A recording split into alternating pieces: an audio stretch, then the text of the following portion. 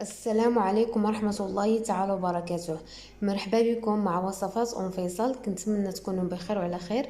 اليوم ان شاء الله غادي نقدم لكم هاد الغريبه اللي سهله وسريعه في التحضير، وكتجي لذيذه وكتجي خفيفه وفي نفس الوقت هشيشه.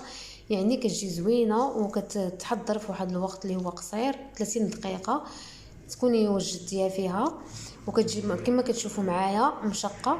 بقاو معايا شوفوا الطريقه والمقادير. وبالنسبه للمقادير كنحتاجوا خماره ونصف، خماره ديال 8 غرام، كنحتاجوا خماره ونصف، كنحتاجوا قبصه ملح، نصف كاس ديال النشا او مايزينا، ونصف كاس ديال سنيده، وكاس الا ربع ديال زيت المائده، ملعقه كبيره ديال عصير ديال الليمون، يعني الليمون حامض، وقشره حامضه كنحكوها في الحكاكه الرقيقه، وجوج البيضات. وعندي هنايا 3 الكيسان ديال الطحين ديال الفورس، يعني كنعبر دائما بالكيسان ديال العلبه. اول حاجه كنديروا البيض.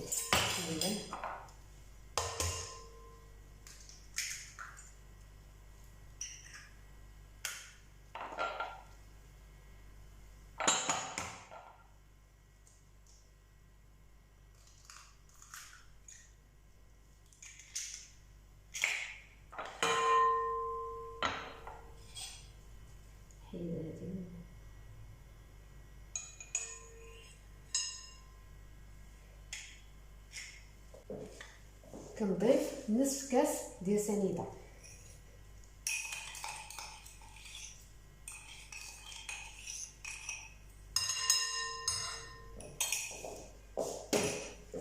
وكنطرب سنيده مع البيض مزيان حتى كتذوب لينا سنيده، الحبيبات ديالها كيذوبوا.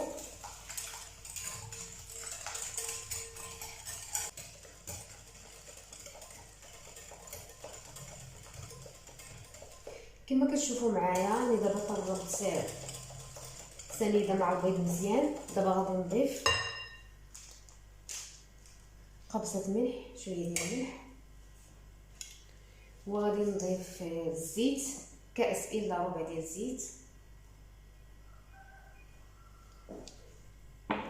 وغادي نضيف قشره ديال الحامض،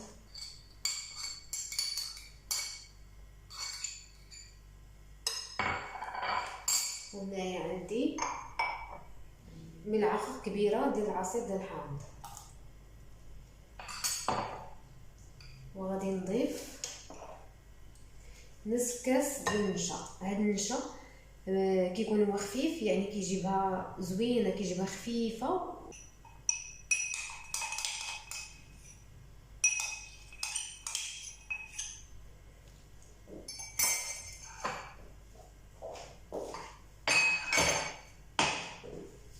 دابا غادي نضرب هاد المكونات مزيان.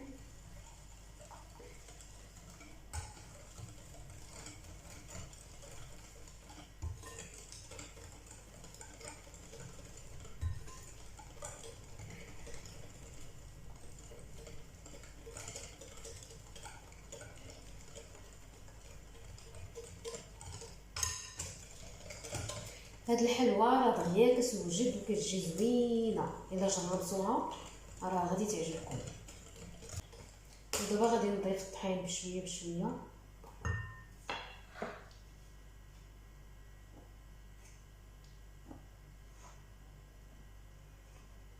عندي هنا 3 الكؤوس ديال الطحين، غادي نضيف عليهم خماره ونصف.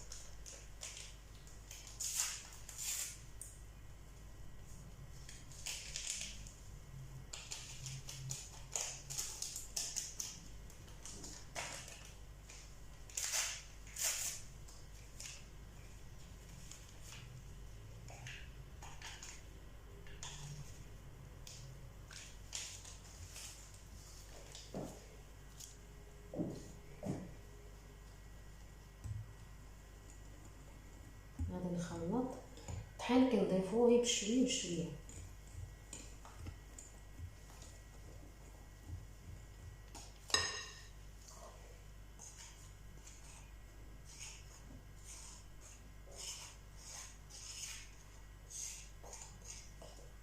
نخلط نشوف اللي باش كنضيف.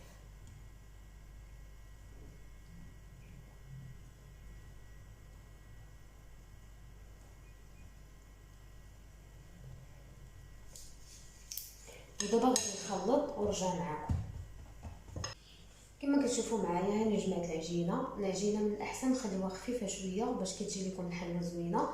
غادي ندير لها كوارات وغادي نفندها في السكر كلاصي. بسم الله بحال هكا، وغادي نفندها. عندي هنا الطاوه مدهونه بالزيت،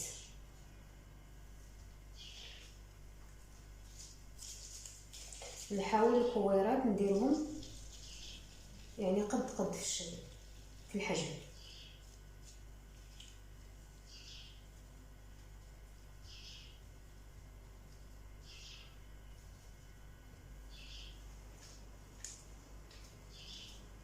وغادي نستمر على هذه الطريقه ونرجع معكم.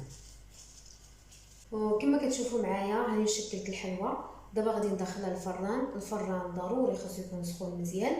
اول ملي كندخلها لتحت حتى كتشقق واحد شويه، كندير لها بحال الطياب ديال الغريبه ديال البهله، كنديرها لتحت حتى كتشقق واحد شويه اللي باش كنطلعها الفوق كطيب وكنخرجها.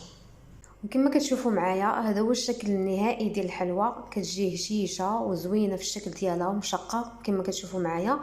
كنتمنى تجربوها واكيد غادي تنال الاعجاب ديالكم. وما تنساوش ديروا لايك، والى اللقاء مع وصفه جديده ان شاء الله.